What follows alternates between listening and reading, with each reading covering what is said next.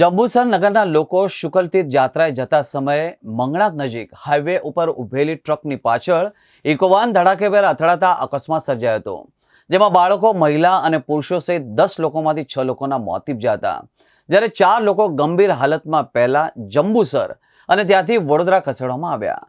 ટ્રકમાં eco car ઘૂસતા એકસાથે 6ના દર્દનાક મોત, પથરા કાપી મૃતદેહ બહાર કાઢવામાં આવ્યા હતા.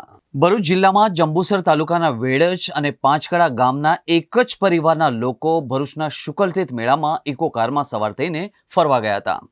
મેળાથી પરત ફરતા સમયે મંગણાત પાસે હાઈવે પર એક ટ્રક ઊભી હતી, તેમાં ઇકો કાર ધડાકેભેર ઘૂસી ગઈ હતી.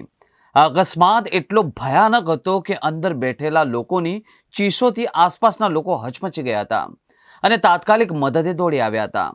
જો કે ઇકો કાર એટલી હદે પડીકું વળી ગઈ કે પથરા ચીરીને લોકોને બહાર કાઢવામાં આવ્યા હતા. આ અકસ્માતમાં 6 લોકોના ઘટના સ્થળે મોત નીપજ્યા હતા તો 4 ઘાયલ થયા હતા. અકસ્માતની જાણ થતાં જંબુસરના પીઆઈ પાનમિયા તેમજ સ્ટાફ સાથે સ્થળ પર પહોંચી સ્થાનિક લોકોની સાથે રાહત કામગીરી હાથ ધરી હતી, જેમાં કારમાં ફસાયેલા લોકોને કારને પરાઈ વડે અને પથરા ચીરીને લોકોને બહાર કાઢવામાં આવ્યા હતા, જેમાં 5 લોકોના તો સ્થળ પર જ મોત નીપજ્યા હતા, જ્યારે અન્ય લોકોને તાત્કાલિક સારવારથી 108 એમ્બ્યુલન્સ મારફતે જંબુસરની રેફરલ હોસ્પિટલમાં ખસેડવામાં આવ્યા હતા. ઘટનાની જાણ થતાં ધારાસભ્ય ડીકે સ્વામી અને ડીવાયએસપી ચૌધરી પણ હોસ્પિટલ દોડી આવ્યા હતા. ભયંકર એક્સિડન્ટ થયો છે, જેમાં પાંચકડા, વેડજ અને ટંકારિયાના 6 જેટલા લોકોના મૃત્યુ થયા છે, જે ખૂબ જ દુઃખદ ઘટના છે. તાત્કાલિક જાણ થતાં અમે અત્યારે અહીંયા જંબુસર સિવિલ હોસ્પિટલે આવીને જે મૃત્યુ થયા છે એમને તાત્કાલિક પીએમ કરી અને એમને બોડી સોંપવામાં આવે એવી તમામ પ્રકારની કાર્યવાહી અત્યારે કરવામાં આવી રહી છે.